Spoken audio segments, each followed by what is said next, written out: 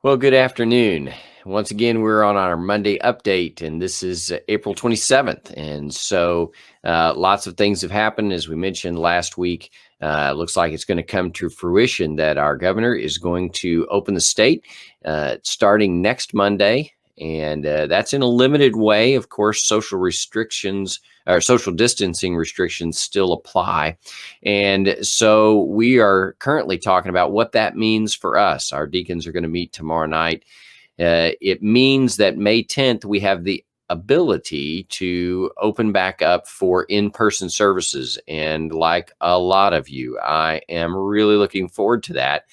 But it introduces a whole bunch of decisions and how we can do things and how we can make it as safe as possible for people, how we can clean our building, how we can put people in our sanctuary or other places to be socially distanced. And so we're going to talk about all of those things.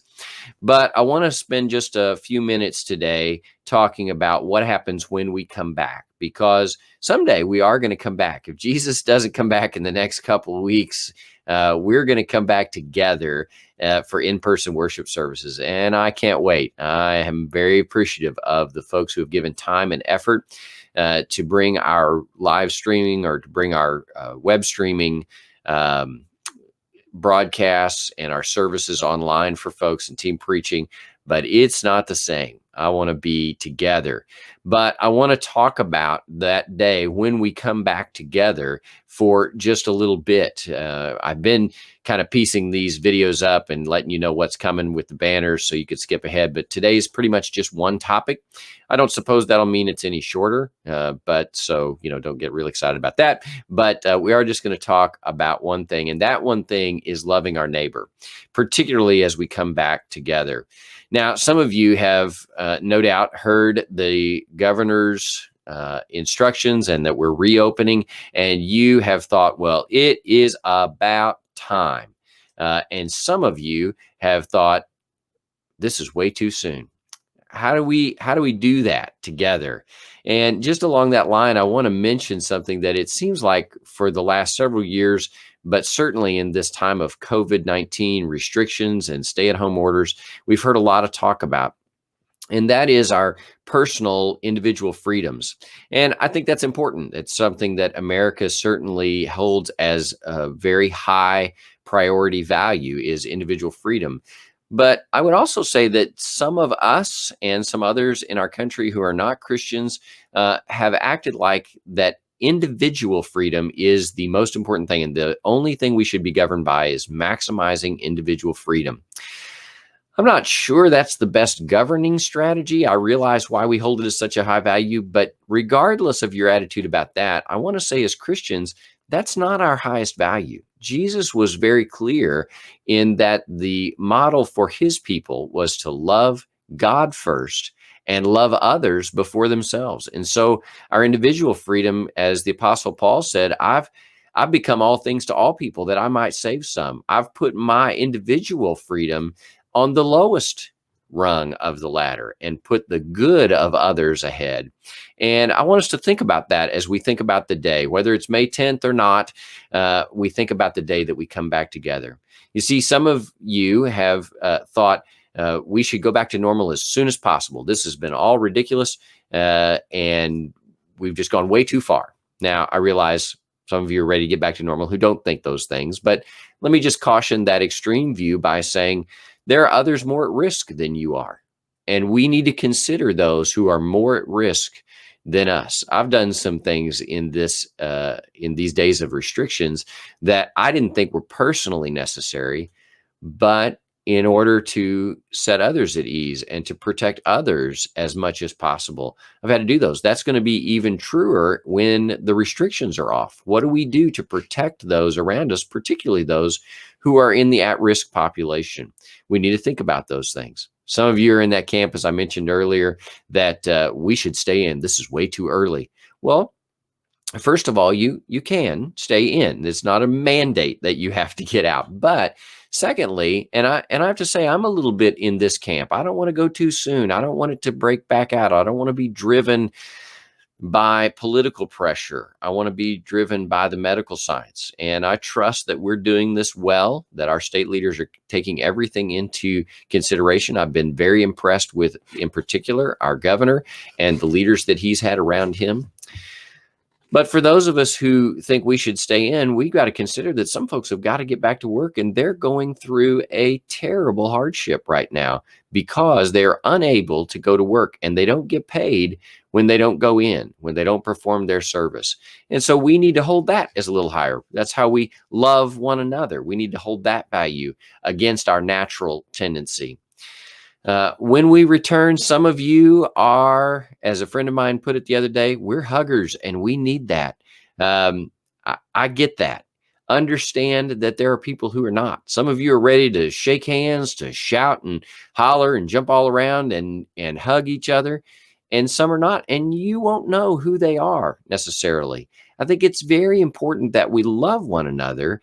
And for some of you who are totally ready for that that closer, more intimate contact, let me just say that there are going to be people who don't feel comfortable telling you to stop, but are uncomfortable with you coming up and hugging or shaking their hand or something like that.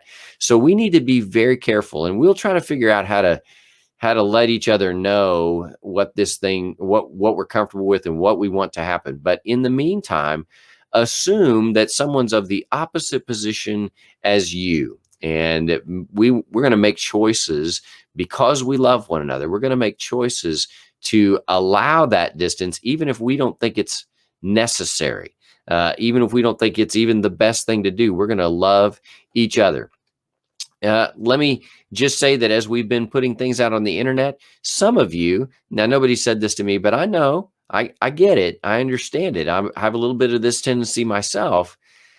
You think, man, if we're going to continue putting this stuff out on the internet, look how great it is in my living room.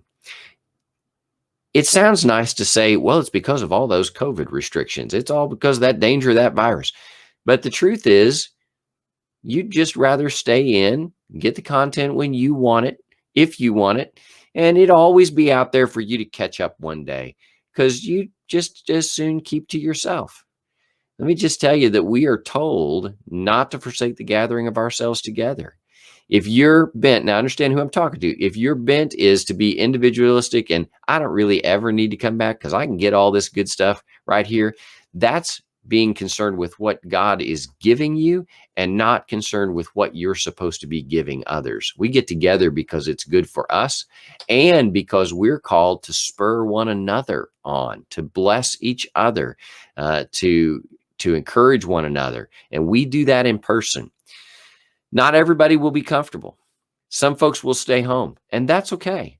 Some folks will wear masks, and that's okay. And by the way, that mask thing goes right into this. It strikes me that a lot of folks don't understand the cloth masks and their purpose. The cloth mask doesn't catch COVID from coming in. What it does, it's a way really of loving someone else because it slows down your breath. So whatever you breathe out, it won't filter out the virus or anything else, but it will slow down your breath so you don't blow it as far, so it doesn't get as far to someone else. It doesn't really draw a lot of protection to you by wearing the mask. It's a way that you protect others. And that's a good thing. It's limited effectiveness, right? It's not like an N95 mask. It's not like a respirator where you could protect you and others. And it's not a fail-safe, but it is a little way that we can love others. And so if you're one of those who wears the mask everywhere you go, great. Understand it's for the benefit of others. If you think, well, I'm not wearing one of those masks, maybe think about, hey, this maybe helps somebody else. It's one of those love one another things. And trust me, it's never easy. But Jesus has called us together as a family. And as Christians, above all people, we should be those who say, you know, I'm going to try to consider somebody else. And as we make decisions, we're trying to do that the best we can for everybody. Understand, nobody's going to get everything they want. Nobody's going to have it be exactly the way they want. We're all going to have to make personal choices. I hope as followers of Christ, We will make choices based on what is good for those around us, what is best for others, what best expresses our love for Jesus by loving those he has put in our path. I encourage you, as you think about what we're going to do and what you're going to hear and the decisions we make, that you work hard every day, especially now, to love one another and to try to see most everything from a different point of view and understand your neighbors in that way. I'm looking forward to being with you. I'm looking forward to being together in person. And I want to do that in the best and safest and quickest way possible. You help us as we make these decisions, as we lead you through this time, you help us by considering one another more important than yourself. That's what Jesus says. And I'll see you later.